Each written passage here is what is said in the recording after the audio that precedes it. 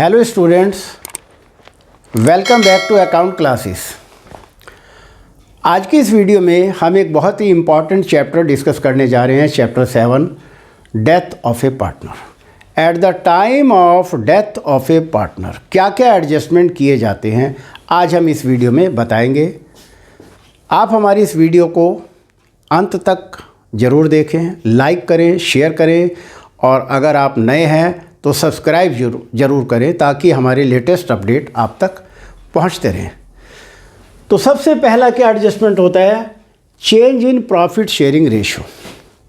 जब एक पार्टनर की डेथ हो जाती है तो प्रॉफिट शेयरिंग रेशो चेंज होती है और हमें गेनिंग रेशो की ज़रूरत पड़ती है।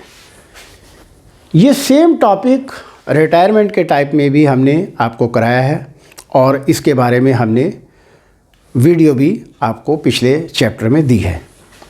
दूसरा है adjustment of goodwill. Adjustment goodwill भी रिटायरमेंट की तरह सेम टॉपिक का ट्रीटमेंट है। वहाँ पर retiring partner share of goodwill निकाली जाती है और यहाँ पर disease partner share of goodwill निकालते हैं। और disease partner share of goodwill निकालने के लिए total goodwill of the firm into disease partner share से मल्टीप्लाई करके हम गुडविल का कैलकुलेशन करते हैं। नेक्स्ट है adjustment of revaluation and reassessment of liabilities. इसके लिए हम रिवैल्यूएशन अकाउंट बनाते हैं और रिवैल्यूएशन अकाउंट के बारे में भी मैं ऑलरेडी इसकी वीडियो पहले ही आपको डाल चुका हूं। आप हमारी उस पुरानी वीडियो को देख सकते हैं। और रिवैल्यूएशन अकाउंट सेम उसी तरह बनता है जैसे रिटायरमेंट में बनाया जाता है या फिर एडमिशन के टाइम पे बनाया जाता है। नेक्स्ट है adjustment of existing balance of reserve and accumulated profit. अगर क्वेश्चन में कोई रिजर्व या एक्यूमुलेटेड प्रॉफिट दिया गया है उसको भी सभी पार्टनर्स में बांट दिया जाता है। इसके बारे में भी हम आप वीडियो पहले आपको रूल्स की वीडियो डाल चुके हैं। नेक्स्ट है determining the amount due to deceased partner. Deceased partners को कितना पेमेंट करना है इस बात की कैलकुलेशन की हमें ज़रूरत पड़ती है। और ये अमाउंट किसको पे करनी है? अमाउंट किसको पे की जाती है? डिसीज पार्टनर्स के जो भी लीगल हेयर हैं या उसके एग्जीक्यूटर्स हैं। और लास्ट टॉपिक है एडजस्टमेंट ऑफ कैपिटल। अब adjustment of capital CBSE board की गाइडलाइन के अकॉर्डिंगली अब ये हमारे सिलेबस में नहीं है, इसलिए इस टॉपिक को अब डिस्कस करने की ज़रूरत नहीं है। अब एक बहुत ही इम्पॉर्टेंट टॉपिक आता है calculation of amount due to deceased partner. Deceased partners को पेमेंट की जाने वाली अमाउंट हम कैसे कैलकुलेट करते हैं? इसके लिए हम डिसीज पार्टनर्स कैपिटल अकाउंट बनाते हैं। तो what items are shown in the credit side of deceased partner? Number 1, his share of capital. Number 2, his share of goodwill. Number 3, his share of profit till date of death or his share of gain on revaluation, interest on capital till date of death or his salary or commission payable to him। अब debit में क्या क्या item दिखाते हैं? Number 1, his share of loss, his share of loss on revaluation, his share of accumulated losses, his drawings, interest on drawings and advances or loan taken by him from the firm।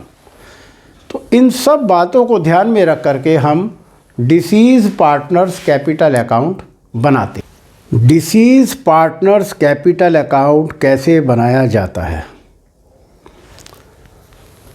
अक्सर disease partners capital account exam में पूछा जाता है।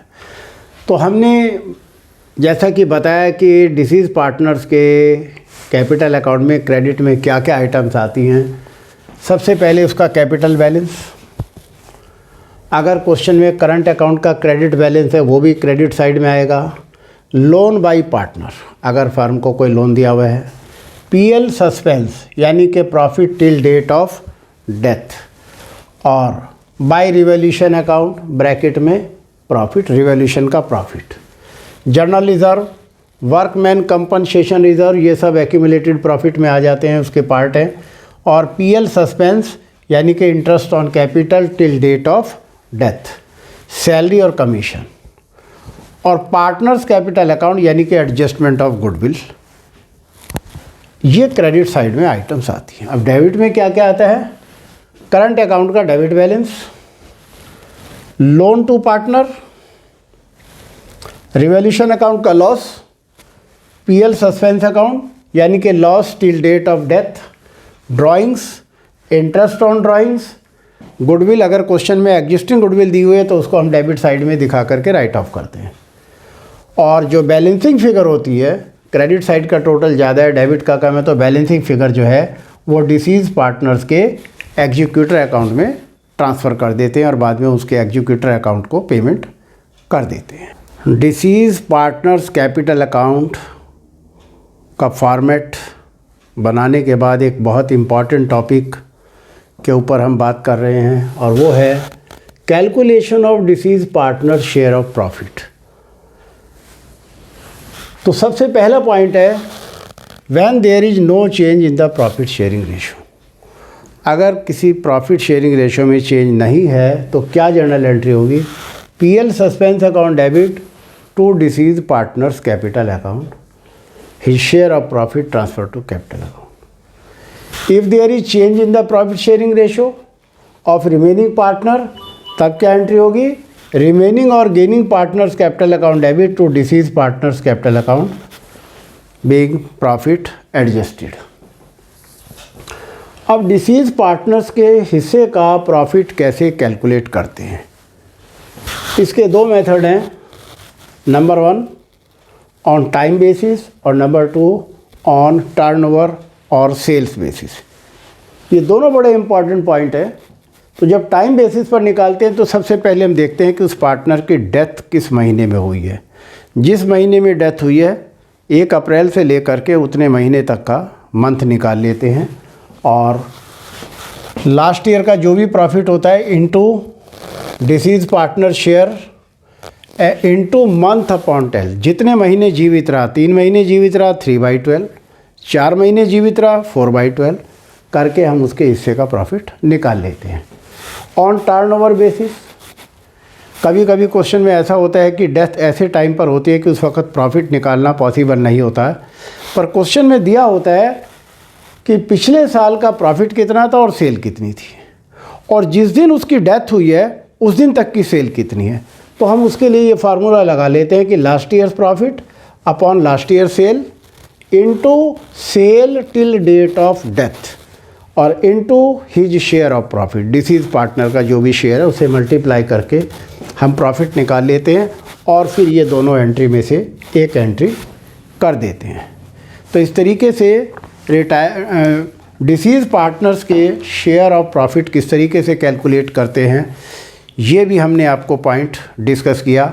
इन सब चीज़ों को आपने बार बार go through होना है, रूल्स को पढ़ना है और तब जाकर के ये क्वेश्चन आप कर पाएंगे। आपको हमारा ये वीडियो कैसा लगा आप लाइक करें, शेयर करें और सब्सक्राइब करें। Thank you.